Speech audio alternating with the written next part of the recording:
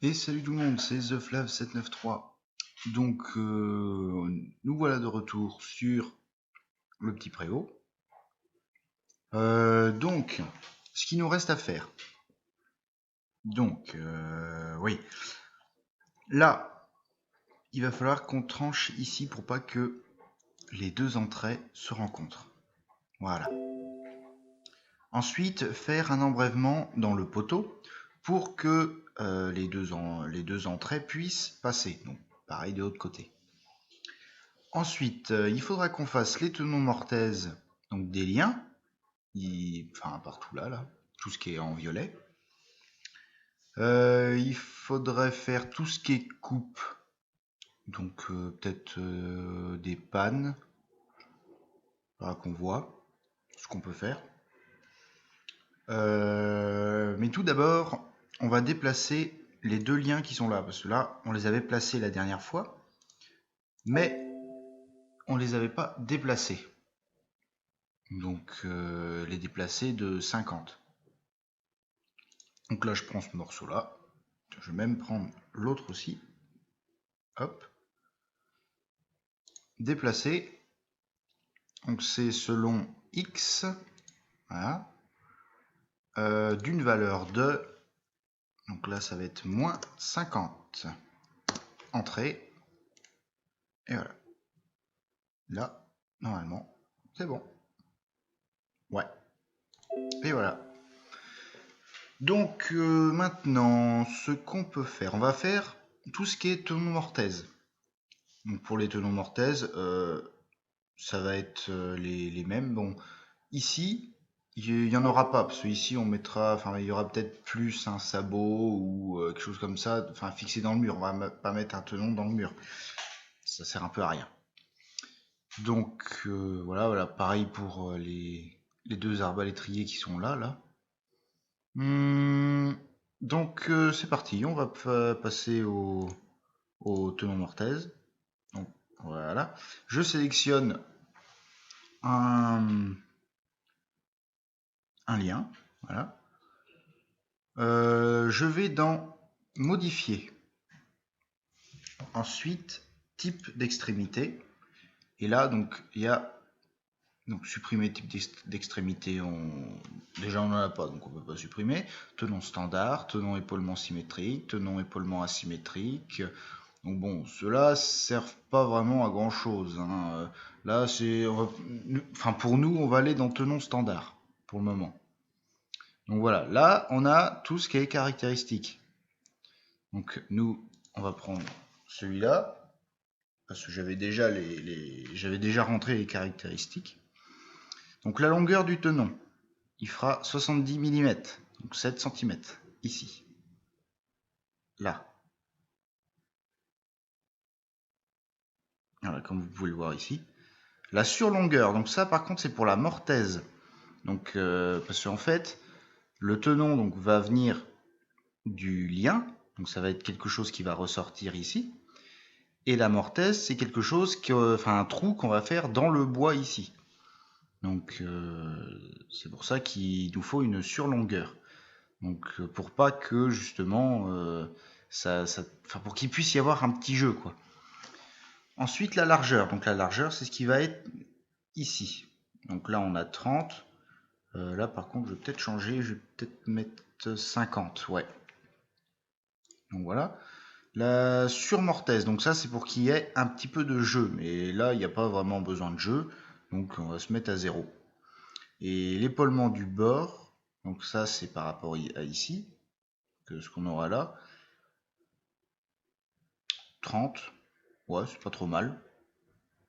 Allez, on va faire OK. On va cliquer sur la face ici. Là on a notre tenon.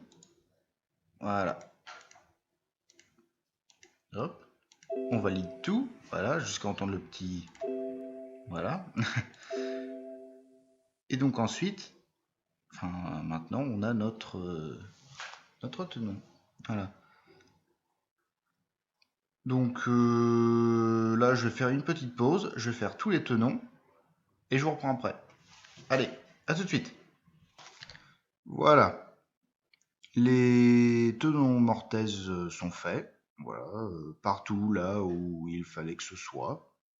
Donc pour que ça tienne, pour que le préau tienne. Donc maintenant, on va faire les échantillons qui viendront donc supporter le poids des pannes donc sur l'arbre à l'étrier. Voilà. Allez, hop, on sélectionne tout. Voilà. On va se mettre en plan 2D. Comme on peut le voir ici, Y. Voilà. On va passer par un point qui sera celui-là pour que ce soit vraiment sur... pour que l'échantillon soit sur l'arbre à l'étrier, se repose sur l'arbre à l'étrier. Voilà. Donc, maintenant, on va se rapprocher un peu plus. On va faire un trait de construction. Donc le trait de construction, on va le prendre à une distance. Voilà. On va prendre la distance de 200, donc en millimètres, hein, par rapport à ici. Hop. Par rapport à ici aussi.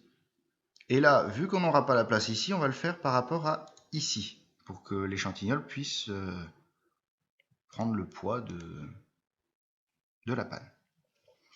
Donc ensuite, on va ajouter une barre rectangulaire, vue de face, parce qu'on la verra de face comme ça, enfin vous allez voir.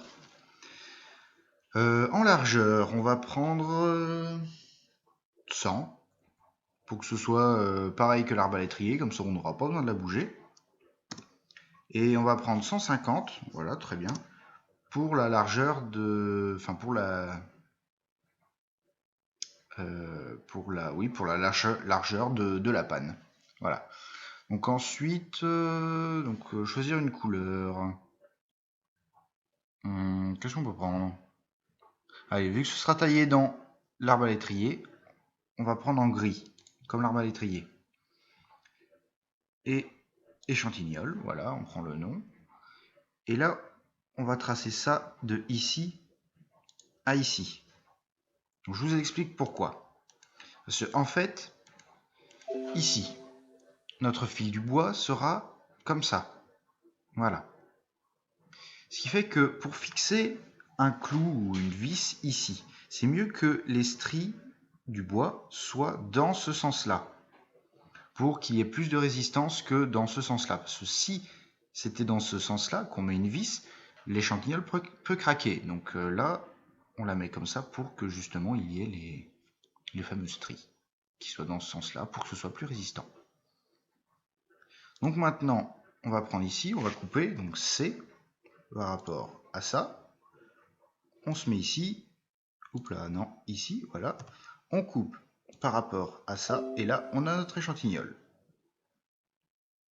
Donc là, voilà, c'est bien superposé. Enfin, superposé, pas superposé, mais bien collé contre ça. Voilà. Donc ensuite, on va copier jusqu'au point, et là, jusqu'ici. Et là, comme vous le voyez, c'est pareil. Donc là, maintenant, on va le refaire ici. Parce que là, après, ici à là, ça pourra pas tenir. Hein, parce que là, ça veut dire que la panne devra se reposer donc sur une échantillole qui viendrait comme ça. Là, donc c'est pas possible. Donc on va ajouter une barre rectangulaire, vue de face, donc 200 par 150, en gris, qui s'appelle toujours échantillol. Vous savez ce que c'est, là voilà. Et ici à ici. On déplace avec la molette, clic droit pour valider, reclic droit pour bien sortir du menu, voilà. On clique ici, couper avec C, voilà. On reprend ici, couper avec C, clique ici, et voilà. Donc maintenant, on va se remettre en 3D, voilà. Et là, on voit que c'est bien comme ça, voilà. Donc là, je prends notre échantillon, donc ici. Je prends aussi celle-là et celle-là, voilà. On va copier jusqu'au point, ce sera plus simple. Et donc, vu que j'ai pris ici, ce sera à ce point là. Et voilà. Et là, on a nos échantillons partout. Voilà. Donc, cet épisode de tuto est terminé. On a dépassé un petit peu le temps. Parce que comme je vous l'ai dit la dernière fois, j'essaie de faire 10 minutes pour pas que ce soit trop long. Pour le prochain épisode, donc il nous restera plus qu'à faire les coupes de pannes. On va couper les pannes, ce sera tout aussi bien. Hop, j'enregistre. Voilà. Et on fera aussi les embrèvements et puis tout ça. Bon, ça c'est pas très simple, mais enfin si, c'est vraiment le plus simple à faire en fait, dans tout ce qui est coupe et puis tout ça. Donc voilà. Allez, à la prochaine. Bise.